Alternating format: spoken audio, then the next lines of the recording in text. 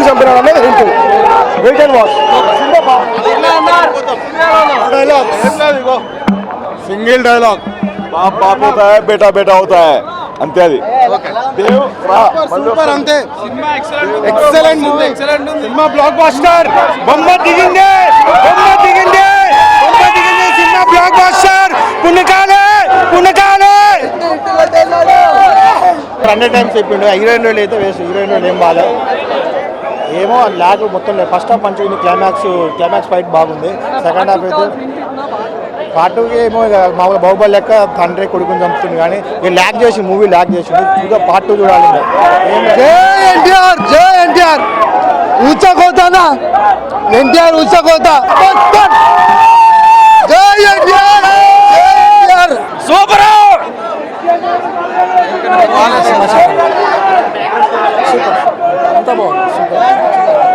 6 years wait చేసినాం మనం.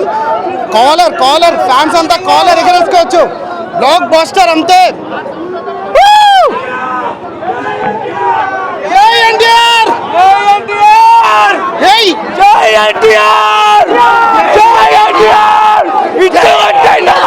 Cinema మాత్రం బ్లాక్ బస్టర్ హిట్.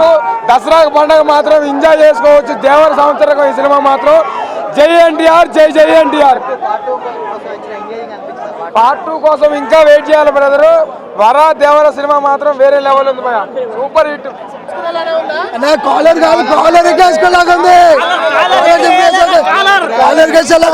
ప్రతి ఒక్క సౌండ్ మూవీ లాగా రిసీవ్ చేసుకుంటే మాత్రం ఇచ్చి పాడన్న కేక్ స్పీడ్ అంతే. అంటే పార్ట్ 2 ట్విస్ట్ ఎలా ఉంది? పార్ట్ 2 ట్విస్ట్ అన్న.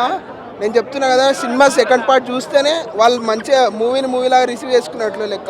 లేదు అని ఏదో ఊహించుకుంటే మాత్రం సినిమా నడవదు. మొత్తం ఎన్టీఆర్ కనిపిస్తున్నాను. బీజం ఇంతకుముందు జైలర్ సినిమాలో ఏదైనా బీజం కనిపించిందేమో కానీ తర్వాత వచ్చా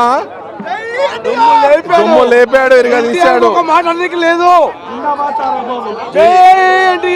రాజమౌళిది తిరగా రాశాడు. 3 క్యారెక్టర్ జైలు అవకాశంలో 3 క్యారెక్టర్లు చేస్తేనే మనం షాక్ అయిపోయాం. ఇంకా దీనికి 2 క్యారెక్టర్స్ మనం మాట్లాడుకోకూడదు. ఎన్టీఆర్ యాక్టింగ్ గురించి లేదు, వేస్తే బాగుండేది. ఆల్వేస్ దేవరా. కాలర్ సరిపోదు, 2 కాలర్లు సరిపోవు, 3 కాలర్లు కావాలి. కాలరే అవసరం లేదు నన్ను అడిగితే. జై ఎన్టీఆర్. అప్పుడు మీకు ఫస్ట్ ఎన్టీఆర్ నచ్చారా, సెకండ్ హాఫ్ లో వచ్చిన ఎన్టీఆర్ నచ్చారా? జస్ట్ ఎన్టీఆర్ నచ్చాడు బ్రో నాకు. అంతేనా? అంతే. ఓకే. జాహ్నవి జస్ట్ ఒక 15 minutes bro.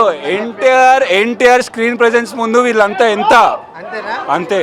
Okay. NTR carry చేశాడు. ఇదిగో జై ఎన్టీఆర్. సినిమాలో ఒక డైలాగ్ ఏదో ఒకటి అవన్నీ చెప్పం, స్పాయిలర్స్. అంతేనా? సూపర్. ఇలాంటి మంచి రివ్యూస్ అయితే మనకి ఇవ్వడం జరిగింది. అన్న ఎలా అనిపించింది? జై ఎన్టీఆర్ అన్న. జై ఎన్టీఆర్ తప్ప సినిమా గురించి చెప్పండి. సినిమా చాలా బాగుంది అన్న. అవునా? సెకండ్ హాఫ్ గురించి చేయగలరు వెయిటింగ్. అవునన్నా, సెకండ్ టైం చూస్తాను. ఓకే. స్టార్ట్ అవ్వకముందు తమ్ముడిని అడిగాము, చాలా హైప్ ఉంటుంది అది ఇది అన్నారు. చూసిన తర్వాత కళ్ళు అయితే బాగా ఎర్రగా అయ్యాయి. ఆ ఎర్ర సముద్రం చూసినట్టున్నారు. అసలు సినిమా గురించి ప్రతిదీ తెలుసుకుందాం. బ్రో, ఏంటి పరిస్థితి? సినిమా ఎలా ఉంది అన్న? సినిమా అయితే నిజంగా నేను చూడక ముందే చెప్పేసిన పీక్స్లో ఉందని. ఇప్పుడు చూసిన తర్వాత నిజంగా చెప్తున్నా కదా, అంతకు మించుందన్న సినిమా అయితే. నాకు చాలా అంటే చాలా బాగా నచ్చింది నిజంగా. అంటే ఎన్టీఆర్ అన్నని 6 years తర్వాత వచ్చిన సోలో ఫిలిం అన్న. అంటే మా దేవుడిని స్క్రీన్ మీద చూసినాం, అంత ఫీలింగ్ అనిపించింది నాకైతే. చాలా అంటే చాలా హ్యాపీనెస్ అనిపించింది అన్న. సినిమా రేంజ్ కూడా వేరే లెవెల్ ఉంది. అంటే ఫైటింగ్స్ మాత్రం మామూలుగా లేవన్న. ఊరమాస్ ఫైటింగ్స్ అన్నీ ఉన్నాయి. ఫస్ట్ హాఫ్ మొత్తంలో ఫైటింగ్స్ ఉంటాయి చూడండి. ఒక్కొక్క ఫైటింగ్ సీన్ కూడా ఒక్కొక్క ఎలివేషన్ అనమాట సినిమాకి. ఆ ఫైటింగ్ సీన్తో పాటు మా అనిరుద్ధ్ అన్న బీజిఎం ఉంటుంది చూడండి. మామూలు కొట్టడం కాదన్న, కుక్కని కొట్టినట్లు కొట్టిండు. బీజిఎం కూడా అంత బాగా అనిపించింది నాకైతే. చాలా అంటే చాలా బాగా నచ్చింది. మళ్ళీ సెకండ్ హాఫ్లో అమ్మ బాబోయ్ ఆ మందం ఏందన్న. నిజంగా జాన్వీ పాపని చూస్తుంటే అమ్మా మామూలుగా లేదన్న. నిజంగా హీరోయిన్ అంతే. ఇప్పుడు ఆవిడ సినిమాలో ఒక 20 minutes ఉన్నది. కొంచెం ఫ్యాన్స్ డిసప్పాయింట్ అయ్యారు ఆ అందచందాలు అని అంటున్నారు అన్న. ఫ్యాన్స్ అందరం వచ్చింది మా ఎన్టీఆర్ అన్న కోసం అన్న. నిజంగా ఎన్టీఆర్ అన్నని చూసినాం. అన్న డైలాగ్ డెలివరీ చూసినాం, అన్న యాక్షన్ సీన్ చూసినాం, అన్న ఫైటింగ్ సీన్ చూసినాం. నిజంగా ఆ అన్న కంట్లో నుంచి వచ్చిన ఒక్కొక్క చుక్క కూడా, ఒక్కొక్క ఎమోషన్ కూడా మేము అందరం ఆడియన్స్గా ఫీల్ అవుతున్నాం. మాకు చాలా అంటే చాలా హ్యాపీగా అనిపించింది, చాలా మంచిగా అనిపించింది అన్న. ఇంకో క్లైమాక్స్లో ట్విస్ట్ ఉంటుంది చూడండి. ఆ ట్విస్ట్లు అయితే పీక్స్ అన్న. ట్విస్ట్ మామూలు ట్విస్టులు కాదు. అంటే బాహుబలిలో వై కట్టప్ప కిల్డ్ బాహుబలి అనే ట్విస్ట్ ఉంది కదా. ఈ సినిమా తర్వాత ఈ సినిమా తర్వాత ఆ ట్విస్ట్ గురించి అందరు మాట్లాడుకుంటారు, మామూలుగా కాదు. ఇప్పుడు సినిమాలో ముగ్గురు ఎన్టీఆర్లు ఉన్నారు అంటే అది నిజమేనా?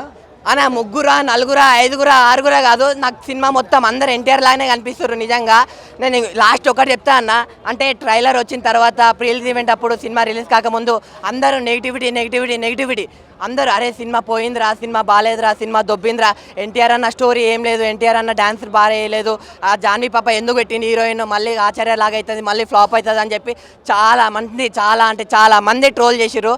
వాళ్ళందరికీ ఒకటే చెప్తానా, దెంగితే దేవరా అంటారు, వెళ్ళి దేవర సినిమా చూడండి, మీకే నచ్చుతా అన్న. Thank you.